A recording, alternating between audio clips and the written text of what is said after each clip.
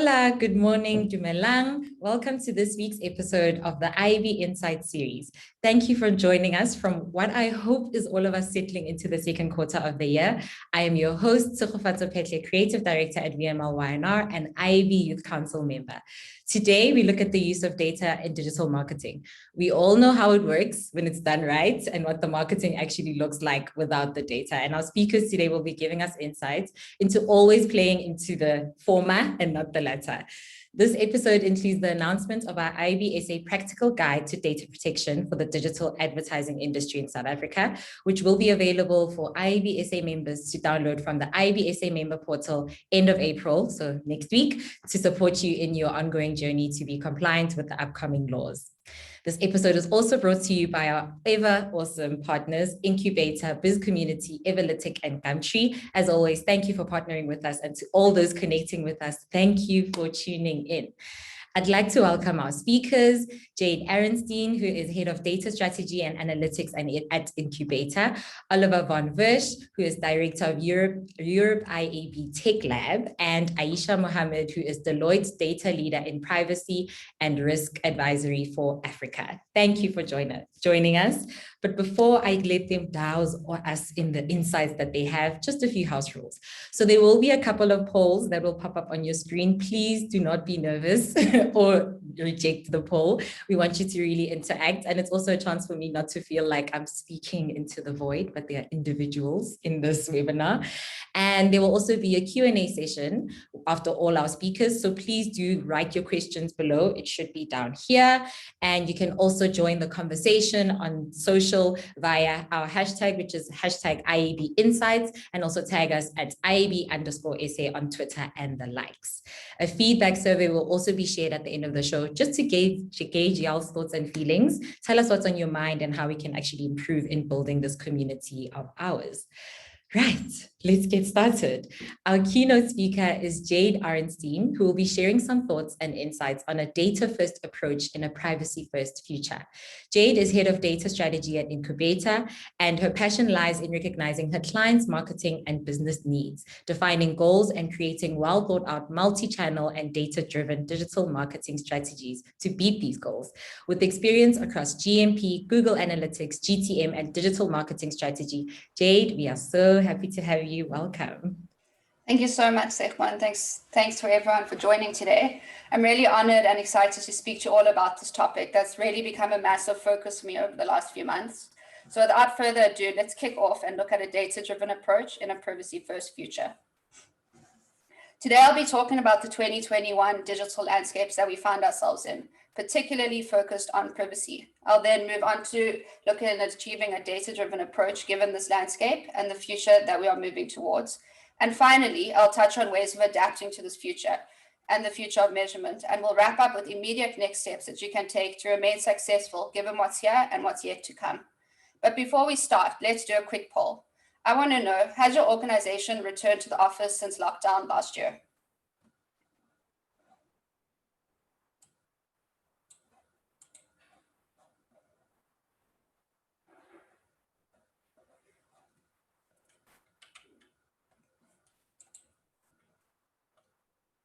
Cool.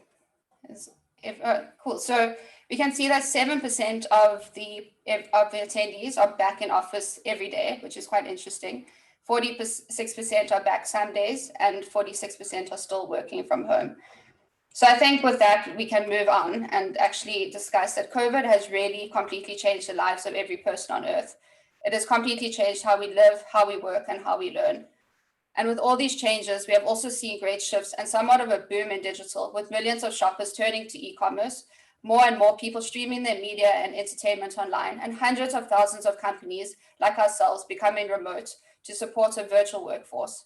We have also found ourselves in a weird place where users are demanding privacy, but also expecting relevant and tailored experiences. And as advertisers and brands, we need to figure out how to cater to both. Over the last few years, governments around the world have passed new privacy laws and regulations and works on expanding existing laws. With that, technology platforms like browsers and mobile operating systems have also announced and implemented new policies that restrict commonly used identifiers, which make it more difficult for us to track users. These changes have also affected and will continue to affect some of the approaches that we rely on daily for reaching audiences and understanding the value of those interactions. Because of all of this, we are now in a position where we need to change our approach and update our technology. But before we get there, let's go through 3 of some of the most noteworthy of these shifts. The first big one is Apple changing their tracking policy with the release of iOS 14 last year. This release came with a lot of front-end changes, as they usually do, but it also came with the option for users to opt out of being tracked across all iOS apps. One of the big reasons for doing this was that Apple felt that every user has the right to decide if they want to be tracked, as well as the right to know what is being tracked. This change has had a huge impact on all apps and advertisers because it impacts both third and first-party cookies, which has an impact on the data that we are able to collect on our users, as well as how we are able to target them. One of the biggest concerns across the industry is that with this shift, we do not know what the opt-out rate will be, so we can't actually determine the real size of the impact. The second big shift is Chrome committing to stop supporting third-party cookies. David Temkin, Director of Product Management, Ads Privacy and Trust at Google, released a blog post in March this year to discuss the impending changes to Chrome. In his post, he said the following: people shouldn't have to accept being tracked across the web in order to get the benefits of relevant advertising. And advertisers don't need to track individual consumers across the web to get the performance and benefits of digital advertising. And I think this coming from Google is quite powerful, especially considering the history and everything else that has happened leading up to this point. So with this, Google has committed to stop supporting third-party cookies in Chrome by 2022, which weirdly enough is next year. Google is following the lead of many of their competitors here, as this has already been implemented by browsers like Safari, Firefox, and Edge. The third shift that we'll be speaking about today is the POPI Act, also known as POPIA. The POPI Act has been around in South Africa since 2013, but it's going to become enforceable on the 1st of July this year. And the main impact of POPI on digital is the requirement that all users have to have explicitly opted in for direct marketing before they are included on mailing lists. And I think as consumers, this is something we can all celebrate. With all of these changes to the foundations of how we have tracked users for years, there are many impacts, some of which we don't even know about yet. But let's cover some of the main ones that the industry experts have pointed out so far. The first one is loss of conversion data. Because users can opt out of first-party tracking, this causes gaps in conversion data and attribution modeling, which is something we're going to have to deal with as this impact becomes worse and worse. And then smaller audiences is the second one. So I don't know if you've noticed as in your own advertising platforms yet, but we are actually starting to face decreasing sizes of audiences due to the third-party tracking being done away with across so many different browsers. And this is only going to get a lot more severe with Chrome doing away with third-party cookies next year.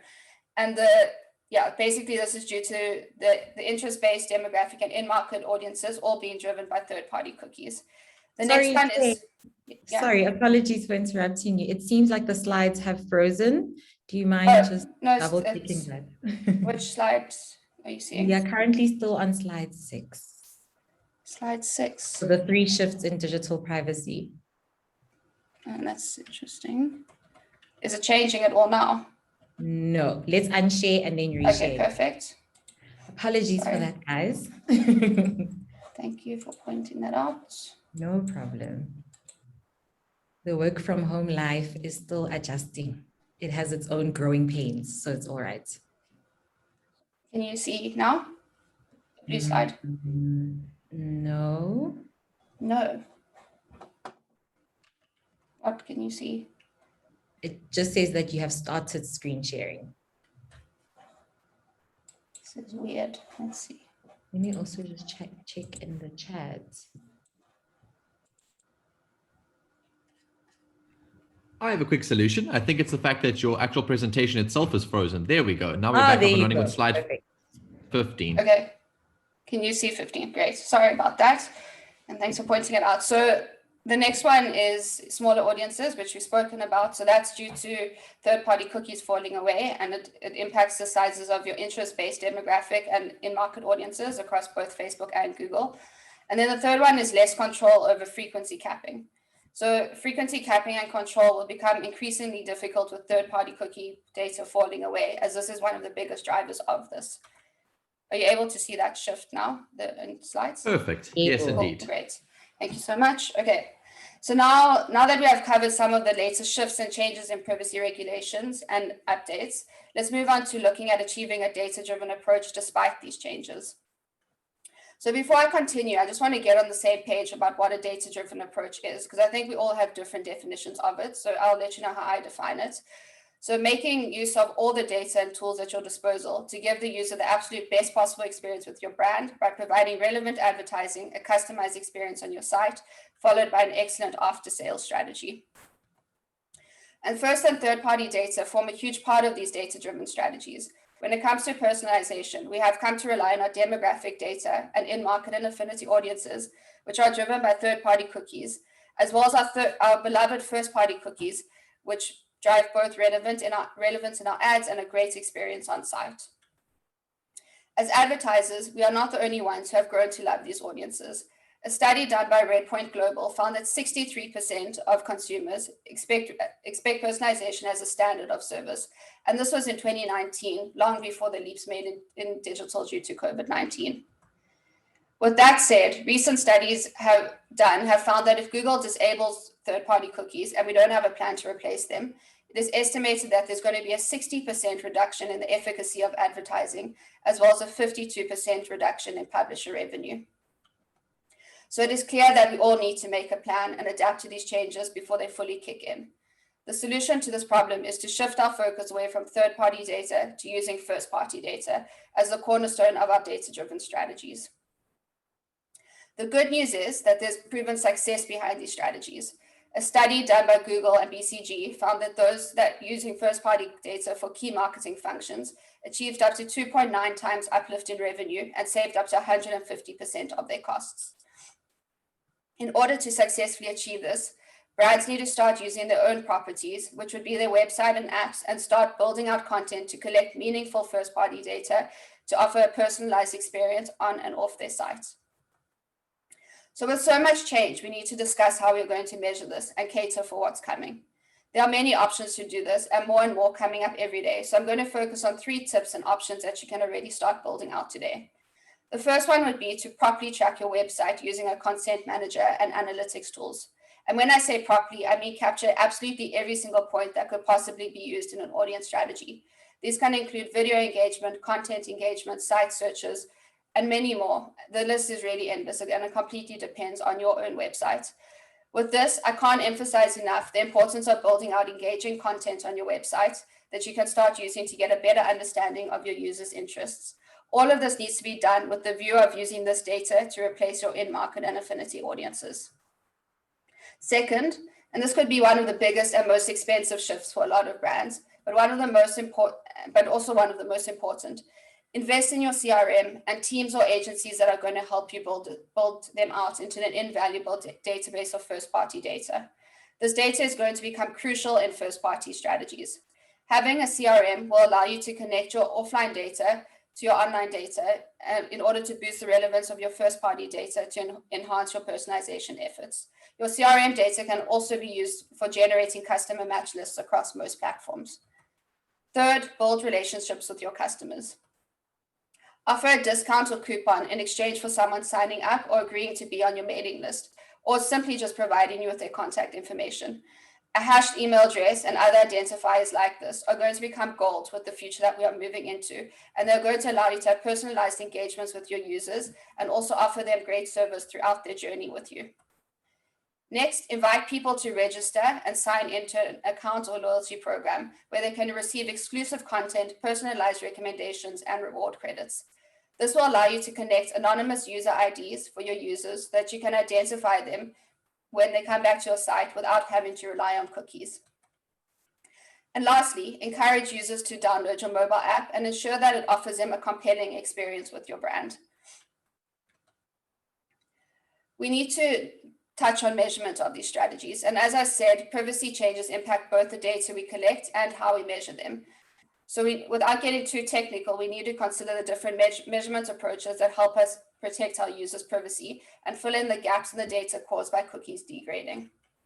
Digital is one of the quickest moving and changing industries that exist, which is both a good thing and a bad thing. But in this case, it's a really good thing because our technology providers, and Google in particular, have been working really hard to keep up with these changes.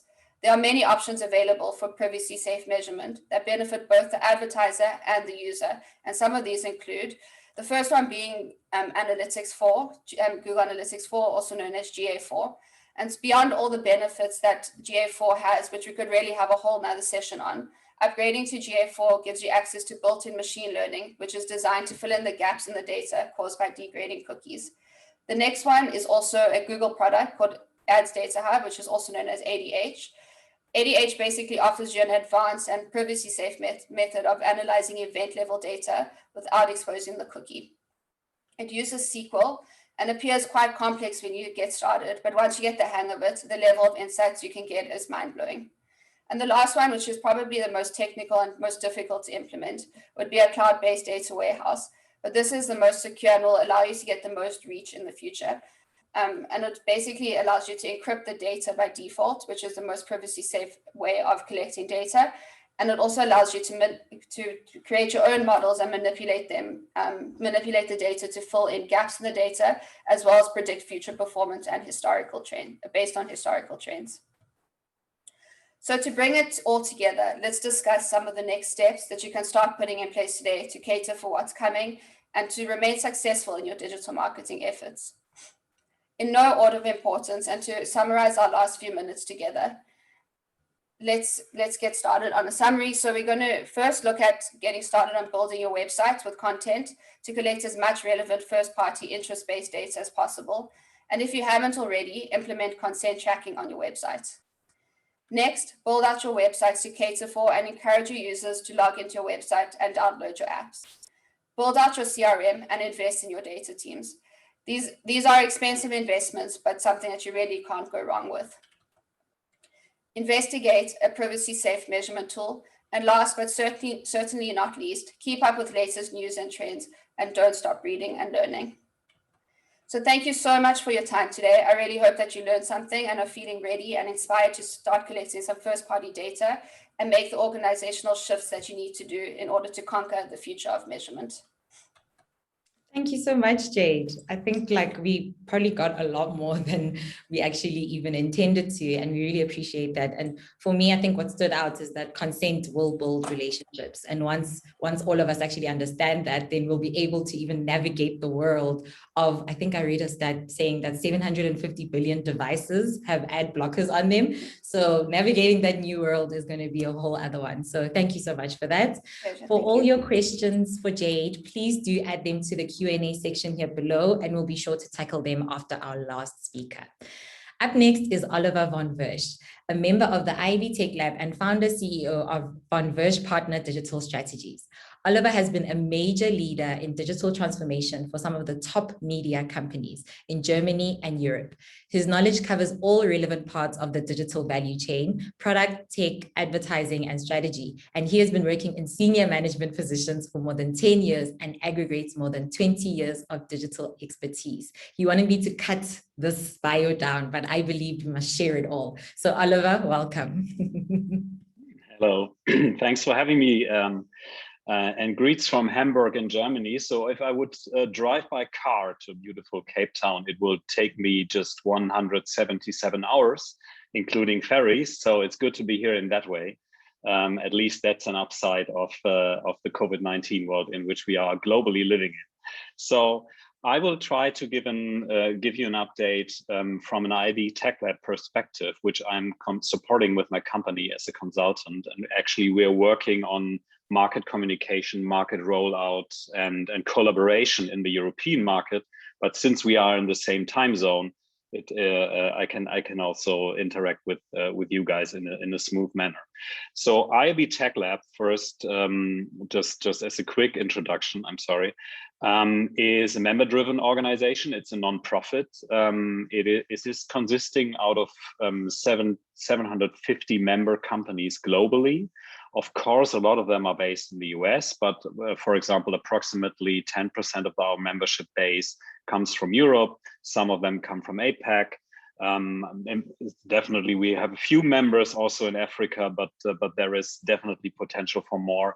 What we are into is developing global standards for digital advertising, and the new age of privacy-enabled advertising, which we are all entering collaboratively right now, is definitely one of the most and intensive collaboration and development areas which Tech Lab is in.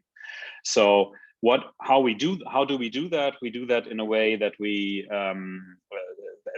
run working groups. One is and a set of working groups, for example, is called Project Re-Arc, which is about the re-architecture of the advertising ecosystem to make it privacy enabled. In the working groups, every company, every IAB representative can enter and collaborate, and the working groups are run by technologists and product owners. And you see more than 40 countries right now participate in at least one of our working groups. So this is the situation we are all in, right? Many digital advertising use cases rely on IDs in any way and rely on third-party cookies. Jade has just perfectly mentioned and introduced that, so I no need to look deeper into this basic situation where we all come from, because we know these ID solutions which we are seeing, advertising identifiers, are potentially unstable. They will be increasingly limited. Jade mentioned the example of Apple limiting IDFA. Actually, the rollout date is next Monday globally. And this limits the ability of advertisers to reach their consumers inside publishing channels. And this is all over the place, right? We are not only talking about Apple, we are talking about browsers, we are talking about other platforms. And this induces the demand to re-architect, to redesign our ecosystem in a privacy-friendly way. And this is one core bunch of activities where Tech Lab is active. So we're doing twofold. Since February 2020, that was the point of time where Google announced the sunset of third-party cookies. We launched the Project Re-Arc initiative as an industry initiative to re-architect addressability and accountability in a privacy-enabled advertising ecosystem. And since July last year, we are also running the technology part inside the Partnership for Responsible Addressable Media, which is aggregating a lot of players on the buy side, mainly in the US, but also global players in it, and trying to find solutions for buyers, for advertisers globally.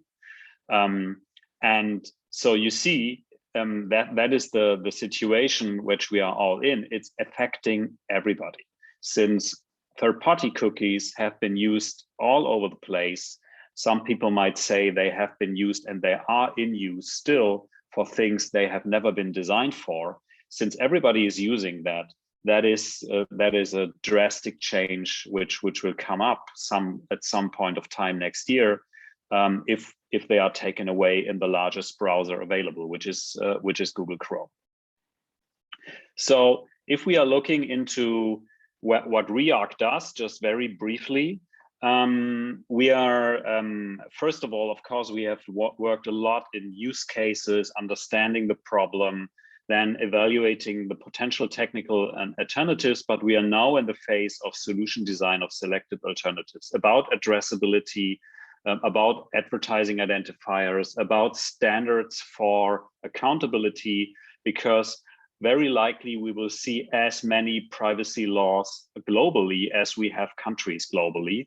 And if you look at the GDPR, which is the European standard for privacy, GDPR has been in place since May 2018, but don't believe that there is only one GDPR. There are local adaptations and interpretations of GDPR in different European countries as well. So what we have to build is a platform, our solutions for standing those challenges by regulators, and making advertising still a globally scalable solution for refinancing content and for reaching users with products and with information.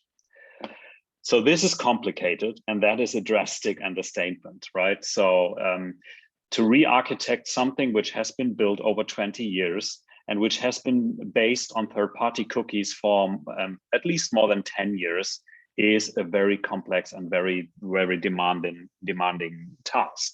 There is no shortage of perspectives. There is speculation still. If you read Google's blog posts, they are not entirely clear. You don't know exactly what will happen. There will be further blog posts, 100% likely, from Google to make it more concrete. But in the current state, the things how advertising will work in, like, say, mid of next year is not 100% clear. Sometimes there's also confusion. If you say something which is not entirely clear and everybody is depending on that, that causes confusion. So this is the triangle where we are all in. We see governments, we see an increasing rise of regulations all over the place. And we see platforms being regulated by themselves. So the browsers are regulated by governments, by data privacy regulators. So, but they take action by themselves, like Chrome did, like Firefox and Safari did a couple of years ago already. And we have the increasing demand and growing awareness amongst consumers that if something happens with their data, you should be aware and you should be informed and you should give consent. That is that is the triangle in which we are in. And TechLab solutions should cover all aspects of personalization, like the user wanting personalized information just for himself, and interact with others based on personalized information by consent. This will be consensual in the future. But on the other hand, there are increasingly users who do not want sites and apps to use data for ads. So there is an increasing awareness on that one. And our architecture has to build on that and has to build all of these aspects. So what we are trying to do as TechLab is to shine a light into the black box of digital advertising. So what happens if user makes choices on both ends? What happens between all those third parties interacting, and which market standards have to be used for exchange of first-party data, for example, for the exchange of advertising identifiers, for the exchange of stable login solutions, which very likely we will see increasingly in the future, that publishers request logins from users because then you create a stable solution. But we all need standards for that.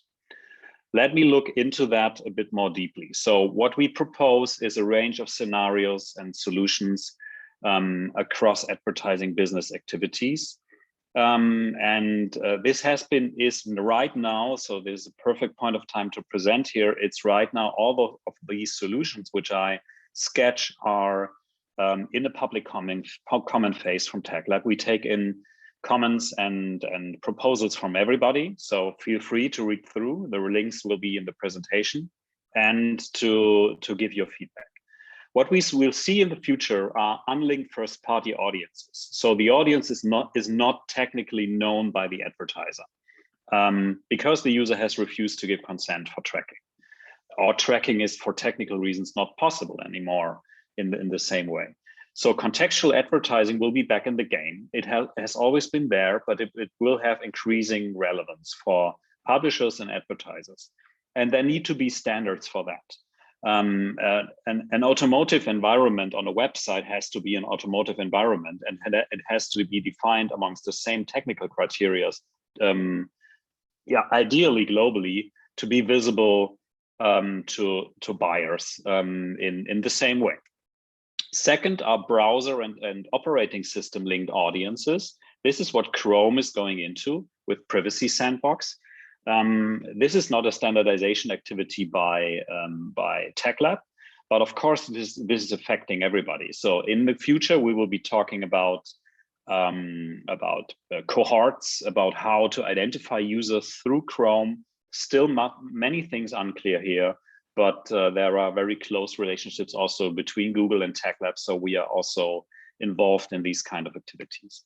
And third, there are linked one-on-one audiences, which means the user still is identifiable. And there are standards for these kind of activities. There should be standards. So user-enabled IDs, how do they work? How do they work privacy compliant?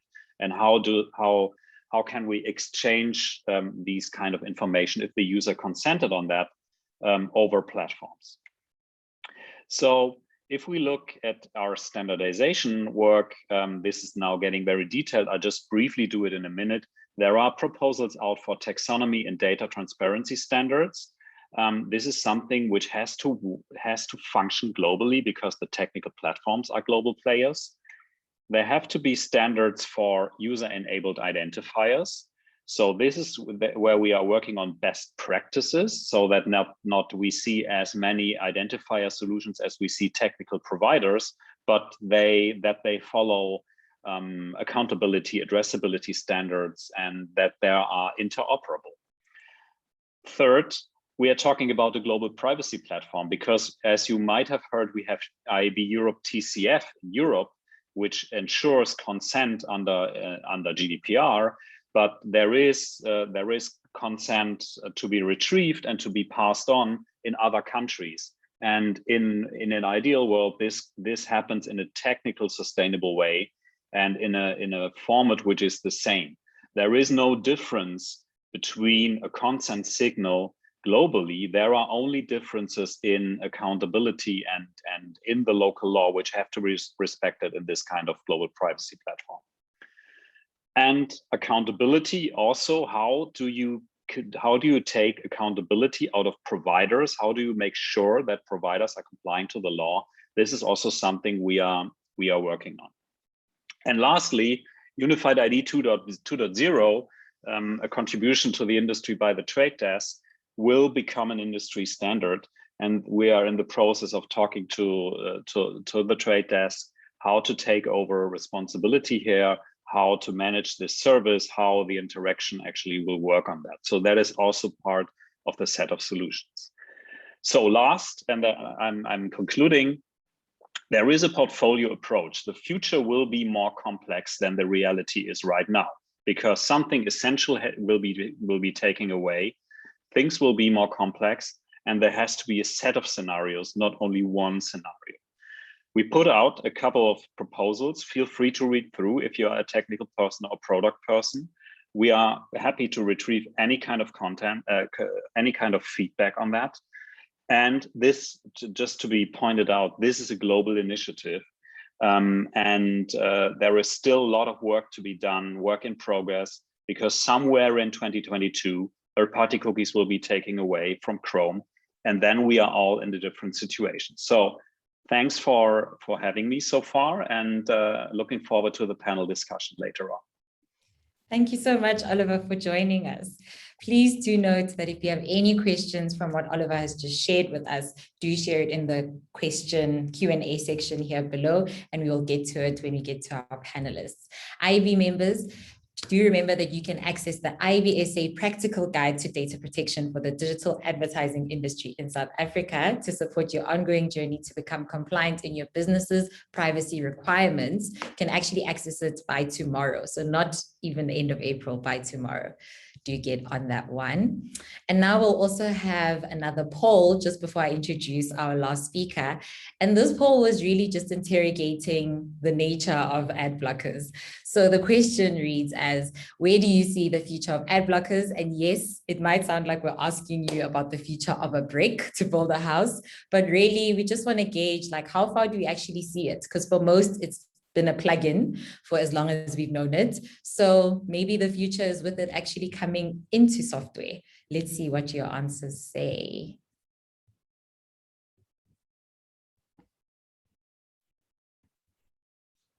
I'll give you all a couple of seconds on that.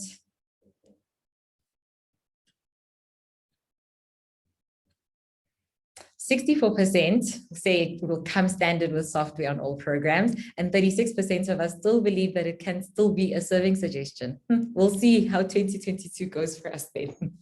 Last for our speakers is Aisha Mohamed. Aisha is the data leader for privacy at Deloitte. She has 15 years experience in both corporate and consulting roles, during which her time, expertise has ranged from both technical experts to trusted business advisor.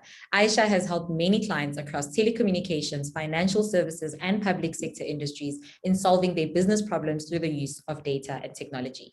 Currently, she leads data privacy in the Deloitte Google Cloud Platform community in Africa and specializes in design and implementation of end-to-end data privacy, data architecture, data governance, and analytics solutions for various clients. Her goal is to provide her clients with a future-fit technical competency coupled with diverse business and industry expertise to enable a data foundation that can provide an enhanced service to their customers.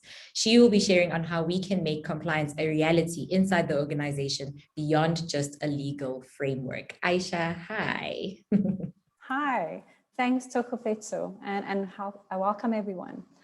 So in my segment today, I'll be talking about the importance of data privacy to marketers, exploring the value beyond compliance, and wrapping up with considerations to enable compliance. Now, in the world of marketing, data is the center of everything. And what's more, it's also available in abundance.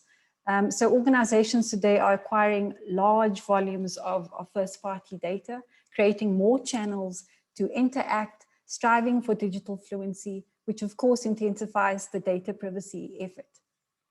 Now, data privacy impacts many areas within an organization, some being legal, compliance, technology, and data. And naturally, we all assume it's the responsibility lies with the CEO, information officers, and CDOs. But as marketers, you need to understand first-party data is gold, and as champions of customer data, there is an inherent responsibility to respect and honor customer data and create value. Now, why do I say this? To paint the picture, you own the channels, not the data. I believe it is important to understand one key aspect. Customers own their data, not organizations. And now they have the right to decide what data is shared, how it is used, with whom, and are able to opt out of the collection and use of their data. And that is what data privacy sets out to do, is protect the rights of customers. As marketers, the onus is on you to protect customer data and treat it with respect. And a fellow colleague of mine used the analogy, treat customer data like a secret, and any organization with integrity would strive to uphold that agreement. Now, data collection is a core marketing activity, and it always has been. And privacy regulation directly impacts data gathering and collection practices.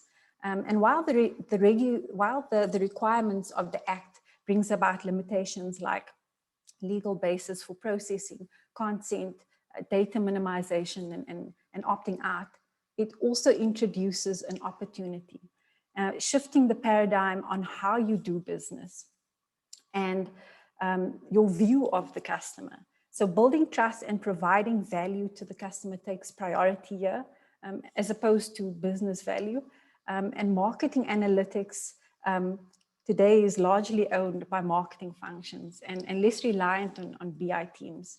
So to sustain compliance and derive value becomes important and requires a multidisciplinary team. Legal organizational and technical resources are required to be successful here. But customer data champions play a role here too. And the role of an information officer, if we take a step back, or DPO, is creating and sustaining the compliance baseline as a second line of defense. And the buck stops there. The CMO or marketers can own value beyond compliance. As a value provider, if you think of yourself as a value provider, it becomes important to build trust in the brand, creating better experiences, and evolving first-party data. Questions change from how to repurpose data to drive leads to how do we use the data to create value for customers. And it's important to create, it's an opportunity actually to create more meaningful conversations with our customers. And I think Jade pointed out a little bit earlier, Apple is a good example of brand value. And they've coined the term, or I've seen an article that actually read, privacy is Apple's most premium product. And it's not about we keep your data safe and secure, but actual features like we saw a little bit earlier on in your handset, in your apps, like limiting location data, home security, and no tracking of kids. And another interesting fact, 70% of customers are more likely to buy from a product company that is verified by a third party as having a high standard of data privacy and security. So all of those good things. I guess other areas that drive business value here, and important ones that I'd maybe just pull out a few, data discipline. So enabling accurate and secure customer data, which puts a spotlight on data management and security. POPIA requirements force us to improve customer data, which sets the foundation for better innovation, AI, and insights. And then another regulatory dividend is protecting human rights. And this is through data protection, which is closely linked to data ethics and also corporate governance agendas. Yes, ESG scores. And I guess another interesting Deloitte stat, 60% of customers are willing to share more data to receive personalized benefits and discounts. So customers are opting in because they understand the value derived from sharing that data. Another notable insight is South African organizations are transitioning from traditional business models to digital services organizations or platform businesses, which means more channels for interactions with customers. So I guess here to succeed requires changes to organizational structures and technology ecosystems, apart from just your legal framework. Now, here's where it gets a little bit more interesting. To have those meaningful conversations with customers require accurate data, which is a key requirement for POPIA. And many organizations are still struggling with management and quality of data. And it's a foundation, like I think I mentioned a little bit earlier, it's a foundation for innovation, analytics, and so on. And it also allows us to accurately or correctly action on customer rights. So here again, poor data, poor insights, but I think let's explore the roles, the data lifecycle to understand business impacts and the journey of customer data. So in this particular slide, what are the requirements? What are the requirements of privacy that directly and indirectly impact marketers? So direct marketing takes first prize, but there are other requirements of the act that indirectly impact your business, like quality of personal information, data subject rights, your online data breaches, or data breaches in general, processing limitations, and then again, data minimization. So direct marketing puts the customer first. The customer has a choice to object to direct marketing at any time, and the processing of their personal information. Other interesting facts here, cross-sell and upsell becomes complex. Consent is required for customers when the purpose for which it was collected changes. And then of course, only absolutely necessary data must be captured. So who are the role players? All business functions at varying degrees play a part. That's your legal, IT, HR, compliance, and then especially client-facing functions. And that's why it's important that we are addressing this particular concern to this audience today. Moving along, let's explore the life cycle, the considerations and life cycle to enable compliance. So marketers manage information that spans the entire customer experience, and that's from demand generation to sales, collecting customer information at multiple points along the way. So some key considerations here to embed privacy in marketing practice, looks at legal and again, organizational technical controls. You've heard me say this a few times. And in particular, the action steps here vary according to privacy or rather legal data and information security maturity. So by now you may have undergone some level of assessment to direct high risk areas or high effort areas. And if that's not the case, you need to play catch up and probably get a little bit closer to your compliance teams. I guess some other really interesting things to look out for and to think about and consider is appointing a privacy champion in your function, someone to be that point of contact, to disseminate important information to the team, to bring about awareness and just bring it back to, okay, this is how we do things in this particular area. And then adopting an approach of privacy built in. So make it come ready-made, if that makes sense at all. It should become part of normal practice. As an example, here is privacy by design, should be considered for your tools and technology. So any new tools and tech that you're acquiring. The support of cross-functional, multidiscipline team is absolutely essential. And then there's a great effort that will be required to handle customer information. Which is further magnified by fragmented systems. And I'm sure some of you can relate to, if you're not one of the lucky few, there may be quite a number of systems where your customer data resides in. Then there's your customer data and the points of interaction, and then understanding that customer landscape. So what we're seeing is a lot of customers are still trying to understand where their data resides. And then there's the aspects of structured and then of course also unstructured data, which plays a large part of, or it's quite important here today. Then consider a single view of customer investment, proper consent management tools or practice or process can help pave the way. Consider tagging and analytics. I think we saw a lot of it a little bit earlier in some of our technical presentations.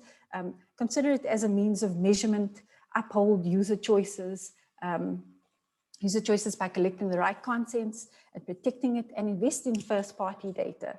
And this is all a solid foundation for measurement.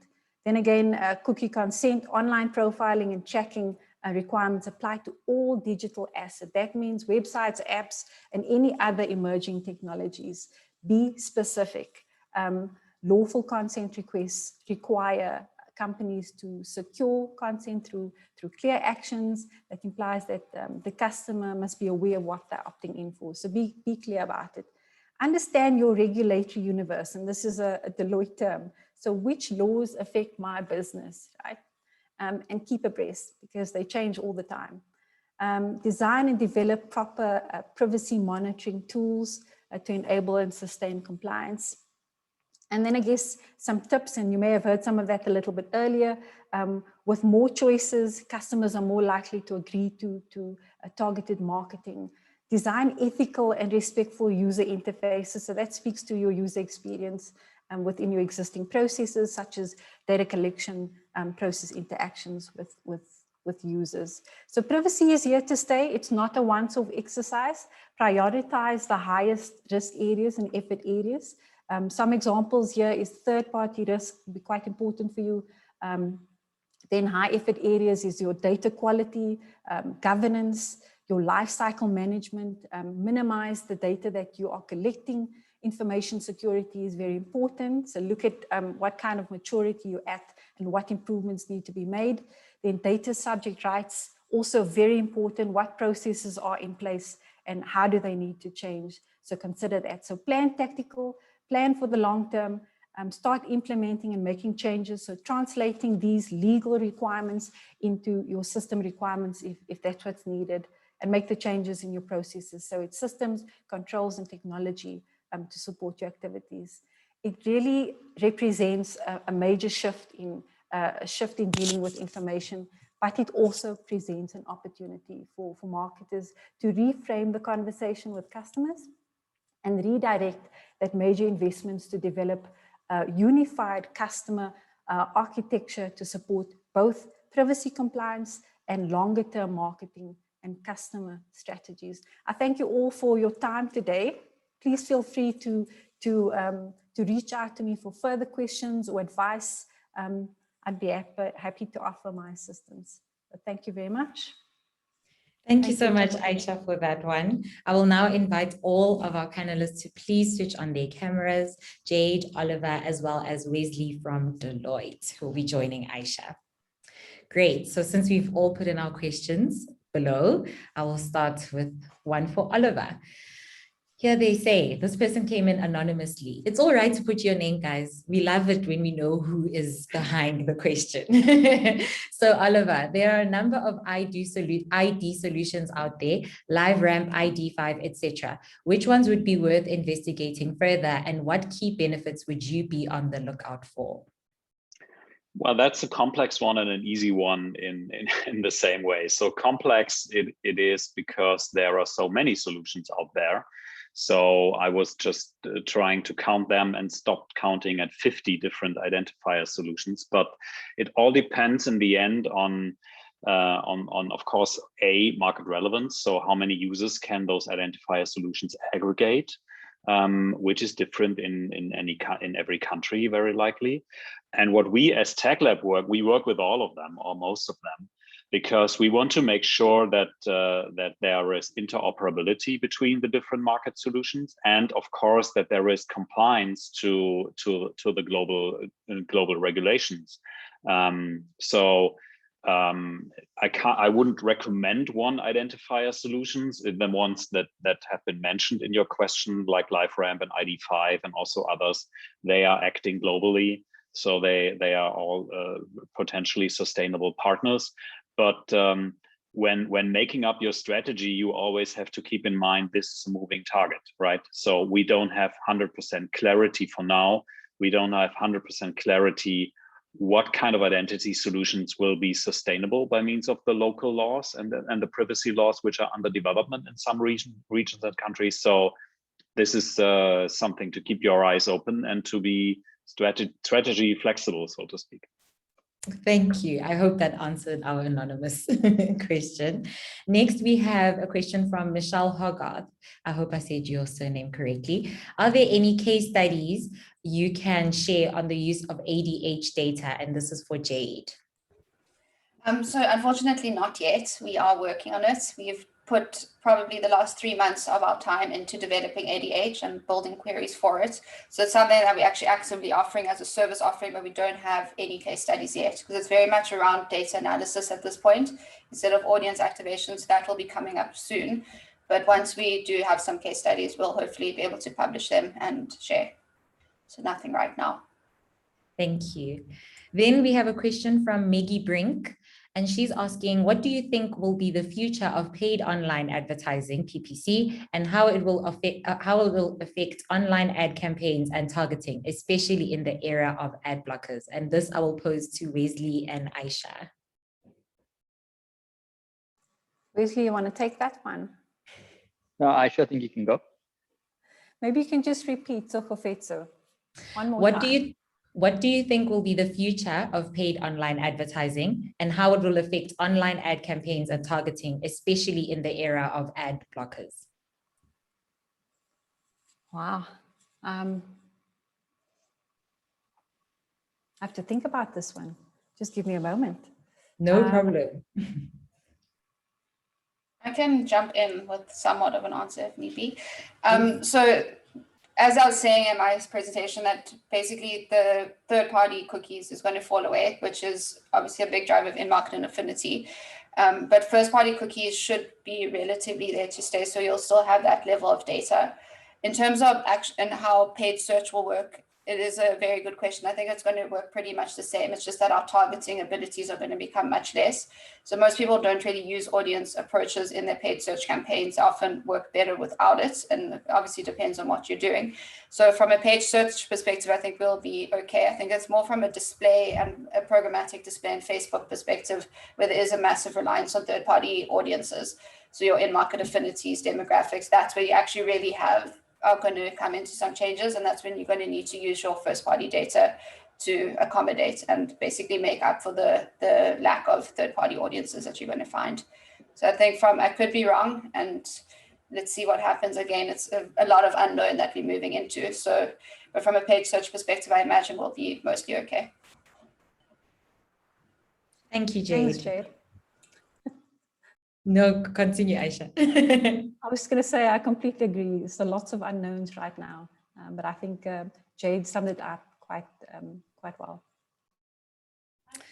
And the next one is for Oliver. Thank you for your thorough review on where the industry is at regarding standards for preserving addressability with privacy and accountability. In response to the post-cookie era, as an agency, do you think we should start or build our own data property? And if so, is there a product at the IAB Tech Lab to support this?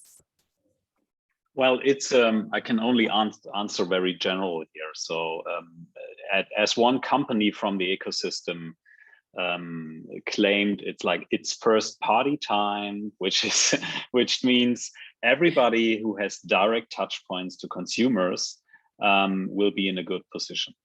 And of course, this is clear for publishers. Publishers have to take action. They have to make their strategies up how to collect data in a sustainable and privacy-enabled way.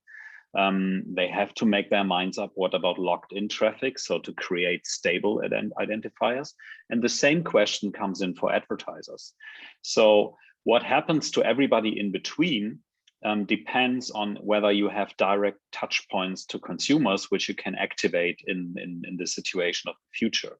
And of course, this putting a lot of intermediates at risk, because if they don't have direct touch points to consumers, which they can activate and ask, for example, the users for consent, they probably will have issues in running their businesses. But if they are able to build up these sustainable relationships to consumers, then they also have the same starting position as publishers and advertisers. Thank you, Oliver. Next one is for Aisha or Wesley. Wesley, I'll go for you with this one. What is the relevance of international legislations like EPR and PECR on South African organizations?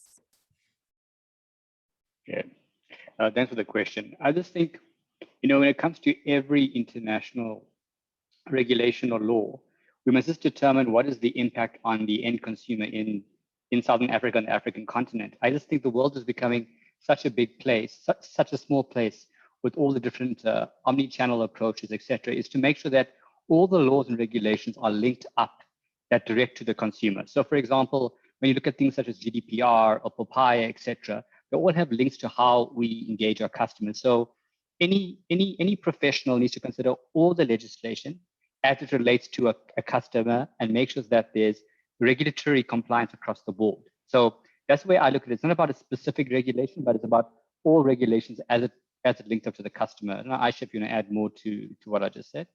Absolutely, Wes. I guess maybe just to give a little bit more detail. So this PECR or e-privacy is what it's called.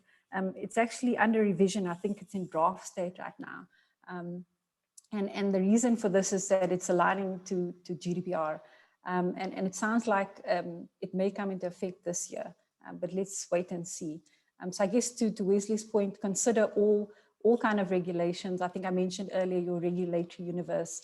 And what does that mean for South Africa? So where there are GDPR regions or where they are applicable, you'll need to comply. And that means that any South African organizations providing goods and services to the EU will need to comply. And also if you monitor the behavior of EU citizens. And another one here is if there are any SA companies that use cloud instances in the EU. So this is some of the nitty-gritties around how that PECR actually applies. Yeah. And then we also have our own ways. We've got our own electronic communications regulation here in South Africa. So I think the point is what I think Aisha and all the panelists are alluding to. You got to build privacy at the core. And there's some defining principles, irrespective of the legislature, that need to be built in the core of what organizations do, both internally and externally. Because I think there's always going to be upcoming regulation in the space. So it's about the principle of building it at the core and those key principles, and always monitoring the horizon around upcoming legislation, because it might not be relevant now, but it might be promulgated in the next 2 or 3 years. And you don't want to go and redesign everything without considering upcoming legislation, etc., on the horizon. Thank you so much to our panelists for all their answers. And I also just want to thank our viewers for the engagement, from Mbasa to Gareth to Songezo to Josephine. We really appreciate you being engaged in the conversation. That's that on data and digital marketing. We hope you got like all the insights that you needed in gold and more. And from our speakers, thank you to you, and to our guests, thank you so much, and our event partners, Incubeta, Gumtree, Everlytic, and Biz Community. To all of those who are joining us from their homes, whether you're in the car, the bathroom, the bedroom, wherever, thank you and have a beautiful end to your week. We'll catch you all on the next episode, which is on the 20th of May, where we address the opportunity to achieve your business objectives through paid digital media, including search, display, and social. The episode will also include an overview of the IAB SA PwC Online Ad Spend Report and the IAB SA Narrative Digital Landscape Survey. Thank you so much to everyone, and that's all from us.